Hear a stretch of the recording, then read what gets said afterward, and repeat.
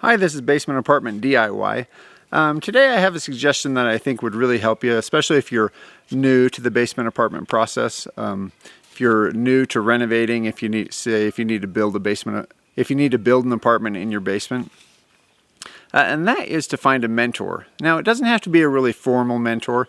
Like if you're building a basement apartment, the best mentor would be someone that gave you a great contractor if you're not going to do the work yourself. If you're renting, it could be just someone that gives you some simple tips about how they screen tenants and what they use for a contract and things like that. But my story, I started out 17 years ago now, and at the time I really didn't have a mentor. I didn't really know of anyone that had a basement apartment, but actually my dad's sister and his brother-in-law had owned student apartments, even at the time they owned them, and they had about 8 or 12 units, and they had owned them for like 10 years, and so I think they really would have had some great experience if I would have just thought of it and asked them, because when I started out I kind of muddled through and thought it was a great idea, and it has been great for me, but it would have been so much easier if I would have seen their system and how they do it and had someone to call and talk to when I had questions. How do we find a good mentor? Anyone you know at church or school, say your kid has a teacher that does basement apartments or whatever.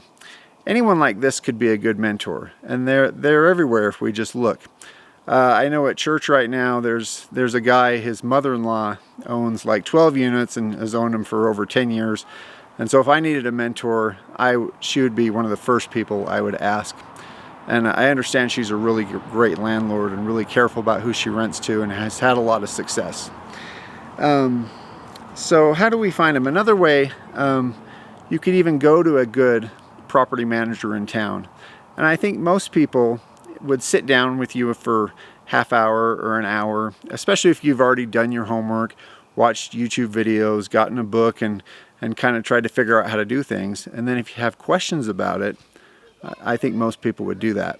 And you could even say, hey, will you sit down with me for an hour and walk me through this? And I give you $100 or $50 or something. And I think most people wouldn't even take it, but that might be something that you could do.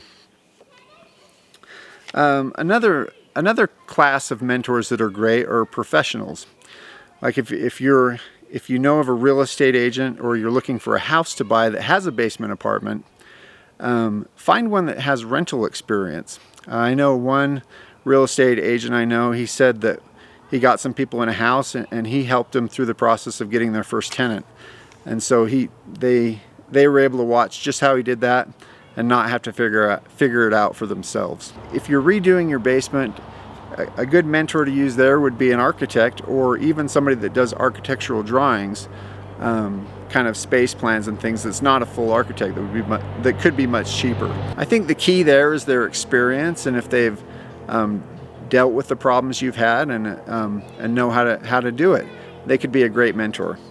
Others, of course, YouTube. You're watching that right now.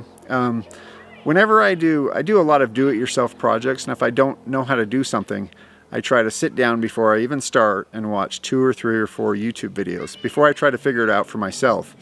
Because by watching a number of them, you kind of get a well-rounded perspective of how things are done. 2 or 3 different ways to get the same thing done. Books are a great example. One that I've had ever since I first got my first basement apartment is this book on landlording.